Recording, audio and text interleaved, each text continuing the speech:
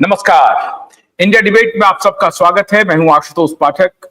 SSR warrior और दिशा के लिए न्याय की मांग करने वाले पूरे देश को आज के दिन का इंतजार था कि 18 जून को दिशा के मामले की सुनवाई होनी है। मामला क्या है?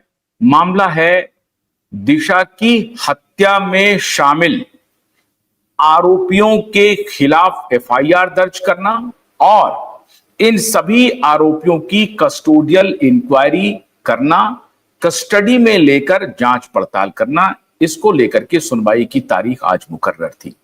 बड़ा अनफॉर्चुनेट रहा, सुनवाई आज नहीं हुई। क्यों नहीं हुई सुनवाई? इसलिए सुनवाई नहीं हुई कि वो 18 जून को मेंशन होने के बाद कोर्ट के मैटर में जो शेड्यूल होना चाहिए उसमें यह शेड्यूल ही नहीं हुआ। अब यह रिस्पॉन्सिबिलिटी तो मुंबई हाई कोर्ट के रजिस्ट्रार की है। रजिस्ट्रार मुंबई हाई कोर्ट ही जाकर के यह बात बताएंगे, साबित करेंगे। फिर यह बात क्यों नहीं बताई गई? क्यों नहीं मैटर लगा? मैटर बोर्ड पर था ही नहीं। जब मैटर बोर्ड पे नहीं आया तो supreme court, high court litigant association और माननीय नीलेश ओझा की टीम के वकील, एडवोकेट जाने माने वकील है तनवीर निजाम, उन्होंने अर्जेंटली मैटर को सुनने के लिए अर्जी दी एएस गडकरी, माननीय जस्टिस एएस गडकरी की अदालत में कि मिलॉर्ड, आज की तारीख मुकर्रर थी दिशा के हत्या में शामिल लोगों के खिलाफ एफआईआर दर्ज करने को लेकर के और कस्टोडियल इंक्वायरी की डिमांड को लेकर के। मिलॉर्ड ने पिछले जस्टिस कोतवाल जी ने 18 जून की तारीख कहा था और अविलंब सुनने की बात की थी। उस वक्त वैकेशन चल रहा था। यह भी कहा था कि 18 जून के पहले भी सुनवाई हो सकती है। उस दौरान तो सुनवाई हुई नहीं, कुछ भी नहीं हुई। लेकिन ये 18 जून की भी जो तारीख थी उस पर यह मैटर कोर्ट में आया ही नहीं। एडवोकेट तनवीर निजाम ने अर्जी लगाई और कहा कि यह सरासर अन्याय है। आप अविलंब रजिस्ट्री को आदेश करें कि इस मैटर की सुनवाई अविलंब हो। फिर जस्टिस एएस गडकरी ने यह आदेश दिया कि रजिस्ट्री को कि अविलंब कोई डेट इन्हें मुकर्रर करे 2 सप्ताह के अंदर। लेकिन यह फिर 2 सप्ताह तक चला गया। अब मित्रों, यह यूं ही नहीं हो रहा है। 30 अप्रैल के बाद 18 जून की तारीख पड़ी थी। लगभग पौने 2 महीने बीत जाने के बाद, 1.5 महीने बीत जाने के बाद, 1.5 महीने के बाद यह तारीख लगी थी। सरकार को तब जस्टिस कोतवाल जी ने आदेश दिया था कि आप 4 सप्ताह के भीतर अपना रिप्लाई फाइल करो। 4 सप्ताह 28 मई को खत्म हो गया। 30 अप्रैल के बाद 28 मई के बाद आज ये ऑलमोस्ट चौथे सप्ताह में आप आ गए। 3 सप्ताह तो खत्म ही हो गया।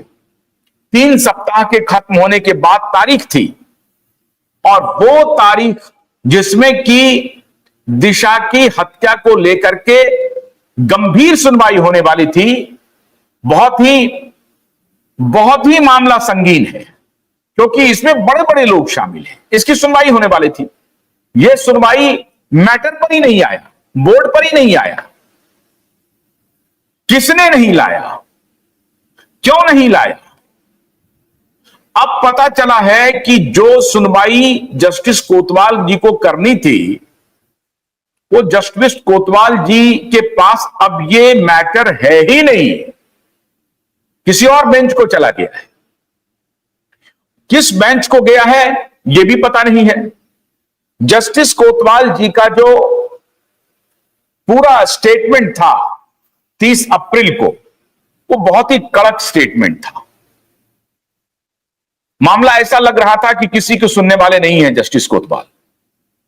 2 बार इंटरवेंशन करने की कोशिश हुई जो दूसरी पार्टी थी उसकी तरफ से, दोनों बार उन्होंने उनको मना कर दिया। और सरकार के वकील, सरकारी वकील को कहा कि, जब सरकारी वकील ने कहा कि एसआईटी जांच कर रही है, तो जस्टिस कोतवाल ने कहा, अरे कौन सी एसआईटी, क्या जांच कर रही है, किस एफआईआर के तहत जांच कर रही है? तो उनके पास कोई जवाब नहीं था।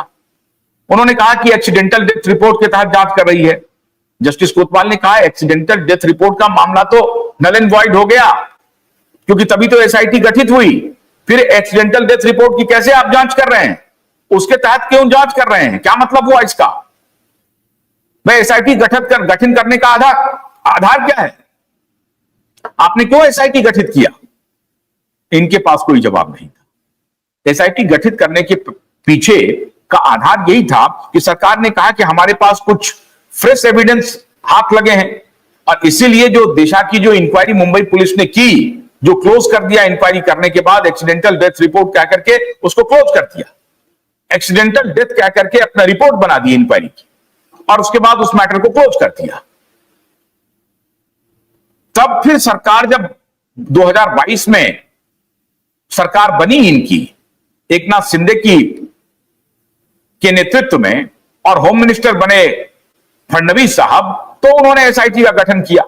जब हाई तौबा मची तो 2022 में, और एसआईटी के गठन करने के बाद एसआईटी घूमती रही, एसआईटी का न कोई ऑफिसर बना, कुछ नहीं बना। 2023 में जब पीआईएल फाइल हुआ, उसके बाद जाकर के फिर जब हाई तौबा मची, तब उन्होंने एसआईटी के ऑफिसर का अपॉइंटमेंट किया। 12 महीने एसआईटी कौन है, क्या है, उसका कोई अता पता नहीं रहा। ये ऐसे तो सरकार चलती है, ऐसे सरकार चल रही है। 12 महीने तक एसआईटी में कौन कौन लोग शामिल है, इसकी घोषणा ही नहीं हुई। बस खाली यह घोषणा हो गई कि एसआईटी जांच करेगी, और उस एसआईटी के जांच करने के पीछे आधार दिया गया कि भाई इसमें कुछ फ्रेश एविडेंस सामने आए हैं, और उसकी अवहेलना सरकार नहीं कर सकती है, उसकी जांच होनी ही चाहिए। तो एसआईटी का अनाउंसमेंट हुआ। अनाउंसमेंट के 12 महीने के बाद 3 ऑफिसर का अपॉइंटमेंट हुआ 2023 में। अब 2023 के बाद 2024 बीत गया, 2025 का 6 महीना गुजर गया, कहीं कुछ नहीं हो रहा है। अब 2025 के अप्रैल माह में 30 तारीख को अदालत ने पकड़ा, इनका कॉलर पकड़ा सीधा, और कहा कि भाई क्या कर रहे हो? तो कहा कि हम सब जांच कर रहे हैं। कि किस चीज की जांच कर रहे हैं? तो कुछ किसके तहत जांच कर रहे हैं यही पता नहीं है।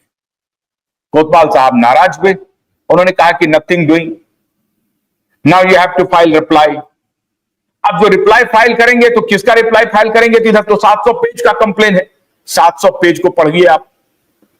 अब जाइए साहब, पब्लिक प्रोसिक्यूटर जो हैं वो लेकर के जाएंगे चीफ सेक्रेटरी के पास। चीफ सेक्रेटरी अब कहेंगे कि साहब हमको तो अब मुंबई पुलिस कमिश्नर से